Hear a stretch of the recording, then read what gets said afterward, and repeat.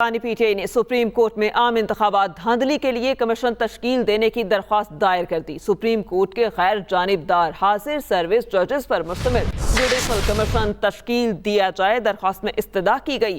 Commission عام انتخابات کا آڈٹ اور اس کے بعد ہونے والے نتائج کا آڈٹ کرے، ملک میں بننے والی وفاقی اور صوبائی حکومتوں کو فوری کام سے روکا جائے۔ جوڈیشل کمیشن کی رپورٹ کو پبلک کرنے کی استدعا بھی کی گئی۔ بانی پی ٹی آئی نے سپریم کورٹ میں عام انتخابات دھاندلی کے لیے کمیشن تشکیل دینے کی درخواست دائر کر دی۔ سپریم کورٹ کے غیر جانبدار حاضر سروس ججز پر مشتمل جوڈیشل کمیشن تشکیل دیا جائے، درخواست میں استدعا کی گئی اور کہا گیا کمیشن عام انتخابات کا آڈٹ اور اس کے بعد ہونے والے نتائج کا بھی آڈٹ کرے اور ملک میں بننے والی وفاقی اور صوبائی حکومتوں کو فوری کام سے روکا جائے۔ جوڈیشل کمیشن کی رپورٹ کو پبلک کرنے کی استدعا کی گئی۔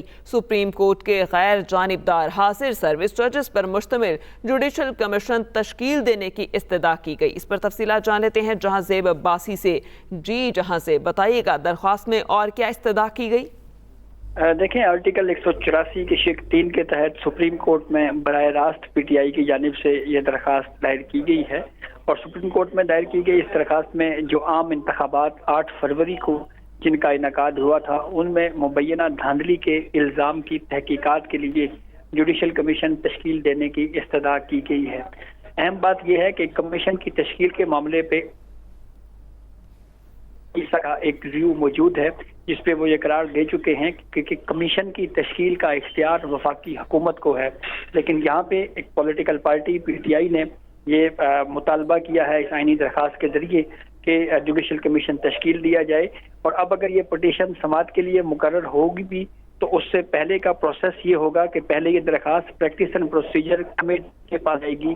3 رکنی کمیٹی اگر اس کو اپروو کرے گی تو پھر اس کے بعد اس کے اوپر کوئی فیصلہ ہو سکے گا۔ اس پٹیشن میں مختلف ملکی اور غیر ملکی میڈیا رپورٹس کا بھی حوالہ دیا گیا اور کہا گیا کہ ان انٹرنیشنل میڈیا میں بھی اس معاملے کے اوپر رپورٹ ہوا کہ مبینہ دھاندلی ہوئی ہے، اور اس کے ساتھ ساتھ اس معاملے پہ جوڈیشل کمیشن تشکیل دینے کی اس معاملے پر بھی غور کیا جائے۔ جہاں زیب عباسی، آپ کا شکریہ۔ سپریم کورٹ نے 9 مئی واقعے کے 5 ملزمان کی ضمانت بعد از گرفتاری منظور کر لی۔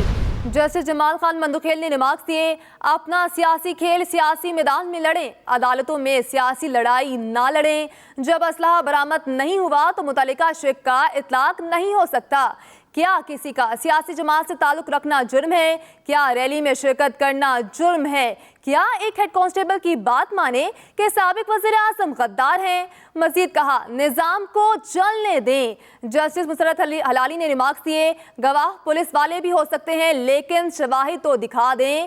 ملزمان کی ضمانتیں 50 ہزار روپے کی ضمانتیں مچلکوں کے عوض منظور کی گئیں۔ ملزمان پر 9 اور 10 مئی کی درمیانی شب راولپنڈی میں توڑ پھوڑ کا الزام تھا۔